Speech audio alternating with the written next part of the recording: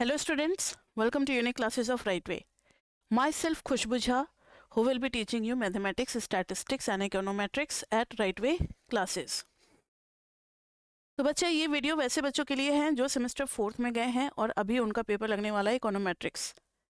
तो इकोनोमेट्रिक्स से काफ़ी सारे सीनियर्स ने भी आपको डरा दिया होगा, टीचर ने भी डरा दिया होगा। अगर उन्होंने डराया है तो बिल्कुल सही डराया है। अगर शुरुआत में आपको बता दी जाए कि कितना सीरियस पेपर है तो आप शुरुआत से ही सीरियस हो जाओगे।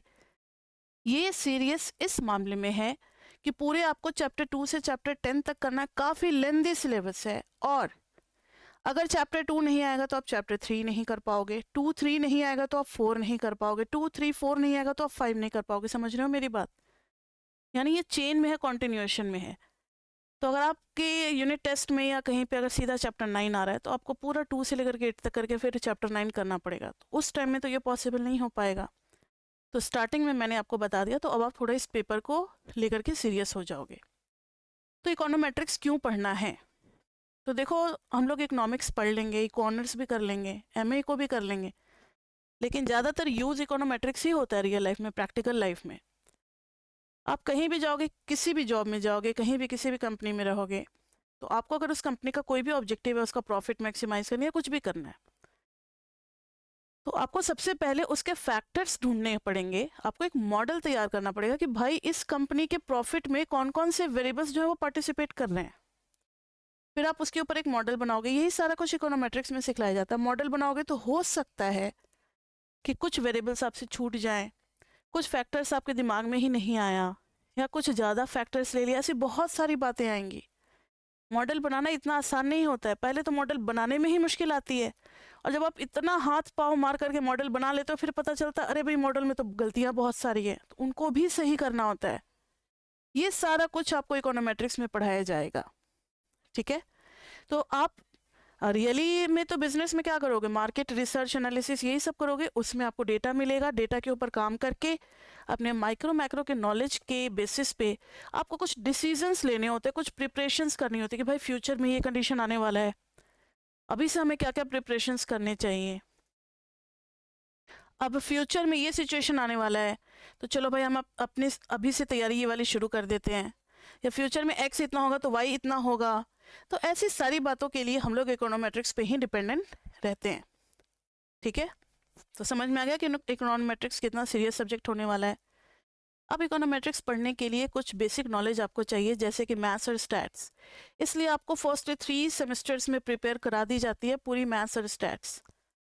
तो मैथ्स तो बच्चे आपने पढ़ा ही होगा, कितना भी छोड़ा होगा फिर भी मैथ्स तो पढ़ ही लिया होगा। स्टैट्स भी बच्चे आपने पढ़ लिया होगा, लेकिन 4, 6, 7, 8 कम से कम ये चैप्टर तो कवर अप होना चाहिए। बहुत कम टाइम है, बहुत कम टाइम है, तो 4, 7 और 8 ये 3 चैप्टर कर लेना बस। 4 का खाली नॉर्मल डिस्ट्रीब्यूशन कर लेना, बस उतना ही काफ़ी है। 4 का 4.3 खाली नॉर्मल डिस्ट्रीब्यूशन कर लेना।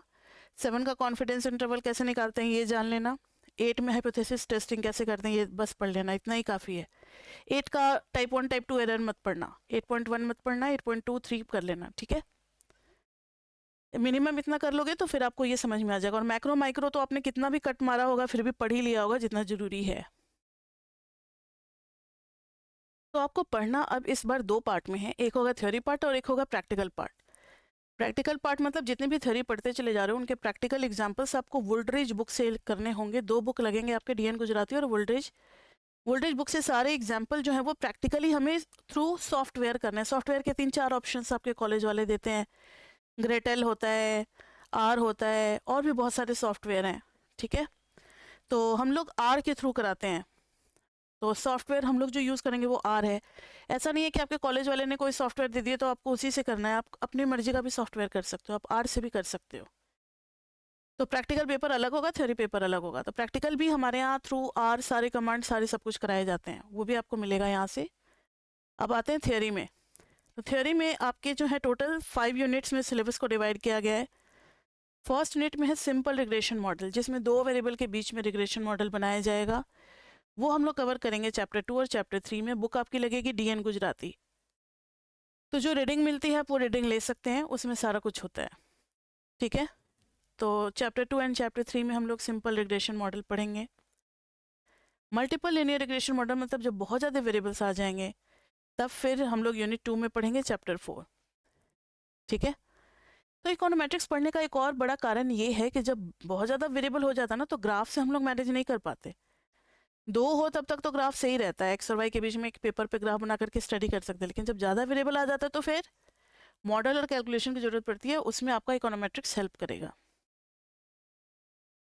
यूनिट 3 में है 5th and 6th chapter. 5th में है फंक्शनल फॉर्म और 6th में है क्वाड्रेटिक, मैंने लिख दिया जल्दी से, क्वालिटेटिव इंडिपेंडेंट वेरिएबल है, क्वालिटेटिव, ठीक है, क्वाड्रेटिक नहीं है, आप इसको हटा दो, क्वालिटेटिव इंडिपेंडेंट वेरिएबल। चैप्टर 6 में हम लोग डमी वेरिएबल्स भी पढ़ेंगे, इनको डमी भी बोलते हैं। तो ये दोनों चैप्टर मिलकर के आपका यूनिट 3 बनाएंगे। अभी बताना कुछ भी मतलब जस्टिफाइबल नहीं होगा, जब कुछ समझ में ही नहीं आना तो फिर क्या उनके बारे में बताना। वायलेशंस ऑफ एजम्पशंस, अब कुछ रूल्स होते हैं जिनको अगर मॉडल फॉलो कर रहा है तो मॉडल को ओके बोल देते हैं कि हाँ भाई मॉडल हमारा परफेक्ट है। अब अगर उन रूल्स को नहीं फॉलो किया तो हर रूल के ब्रेकडाउन पे एक नया चैप्टर आपका बन रहा है, हर रूल के ब्रेकडाउन पे एक नया चैप्टर बनेगा, that is violations of assumptions. Chapter 8, chapter 9, chapter 10, chapter 7, ये सारे वायलेशंस पे ही चैप्टर बेस्ड हैं कि वायलेशन क्यों हो रहा है, ये रूल क्यों नहीं लग रहा है, रूल लगता तो क्या होता, रूल नहीं लगेगा तो क्या होगा, अब अगर रूल गलत हो गया है तो फिर उसको सुधारा कैसे जाए, रेमेडीज क्या होगी, ठीक है, ऐसी बहुत सारी बातें हैं। तो ये सब कुछ हम लोग इसमें पढ़ेंगे। 7, 8, 9, 10 जो है ना, ये बेसिकली आपका होने वाला है थ्योरेटिकल चैप्टर, बस 30% न्यूमेरिकल है, बाकी 70% थ्योरी है, यानी ये रटना है आपको। अब शुरुआत का जो चैप्टर है, चैप्टर 2, 3, 4, 5, 6, ये सब न्यूमेरिकल चैप्टर है। चैप्टर 3 और 4 में मैंने कुछ डेरिवेशंस आपको कराए हैं, आपके कॉलेज में बताया जाएगा कि इन डेरिवेशंस का प्रूफ नहीं आएगा। तो हाँ जी बच्चे, उनका प्रूफ नहीं आएगा, लेकिन करना इसलिए ज़रूरी है क्योंकि आगे चल करके चैप्टर 5, 6, 7, 8, 9, 10 सब में ना उनका यूज़ होता है। तो हम लोग रिस्क नहीं ले सकते, अगर वो नहीं पढ़ाएंगे ना चैप्टर 4 में डेरिवेशंस, तो फिर आगे के चैप्टर में समझाना बड़ा मुश्किल होगा, वो आपके भी समझ से बाहर हो जाएगा। तो चैप्टर 4 में जितने भी डेरिवेशंस मैंने आपको कराए हैं ना, ठीक है, गॉस मार्कोव थ्योरम के प्रूफ्स वगैरह, एक बार बस देख लेना, रटने की ज़रूरत नहीं है, एग्जाम में नहीं आएगा, लेकिन देख लेना जरूर, एक भी चीज़ को छोड़ना मत। तो ये इतनी बातें हो गई।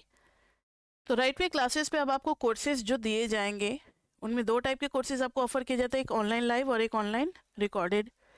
ऑनलाइन लाइव में डेली अपडेटेड कॉन्सेप्ट क्लासेस मिलेगी, यहाँ पे डेली रिकॉर्डेड वही क्लासेस आपको रिकॉर्डेड मोड पे मिलेगी। यहाँ पे आफ्टर कॉन्सेप्ट डाउट सेशन होता है, वो डाउट सेशन में ये भी बच्चे आ सकते हैं, ऐसा नहीं कि उन्होंने कॉन्सेप्ट क्लास नहीं ली तो डाउट सेशन में नहीं आ सकते, वो वहाँ भी आकर के अपना डाउट पूछ सकते हैं। हमारे यहाँ जो पढ़ाने का सिस्टम है, पहले कॉन्सेप्ट कराया जाता है, फिर असाइनमेंट कराई जाती है, फिर चैप्टर वाइज प्रीवियस पेपर्स कराए जाते हैं और full paper end of the session पे कराया जाता है, क्योंकि उसके लिए पूरा सिलेबस आना जरूरी है। सेम फैसिलिटीज़ इनको भी दी जाती है, क्रैश कोर्स एंड रिवीजन भी डिज़ाइन किया जाता है, वो भी आपको हेल्प मिलेगा, यहाँ भी मिलेगा। ऑनलाइन लाइव वाले बच्चों को जो लाइव सेशन ज्वाइन करते हैं उनको भी रिकॉर्डेड वीडियोस मिलती है for revision and backup, same इनको भी मिलती है, टेस्ट वगैरह होते हैं इनको भी मिलती है। तो सब कुछ सेम है, बस एक ही डिफरेंस है कि ये लाइव आएंगे और वो लाइव नहीं आएंगे। तो मेरी तरफ से तो जो मुझे लगा कि भाई बताना ज़रूरी है मैंने बता दिया, फिर भी अगर आपको लगता है कि नहीं कुछ रह गया मैम को बताना, कोई क्वेरीज हो, कोई फीडबैक हो, कोई सजेशन हो, तो आप इस नंबर पे मैसेज ज़रूर करें। तो that's all from my side and best of luck for your future. Till then, bye bye, bye bye, bye bye.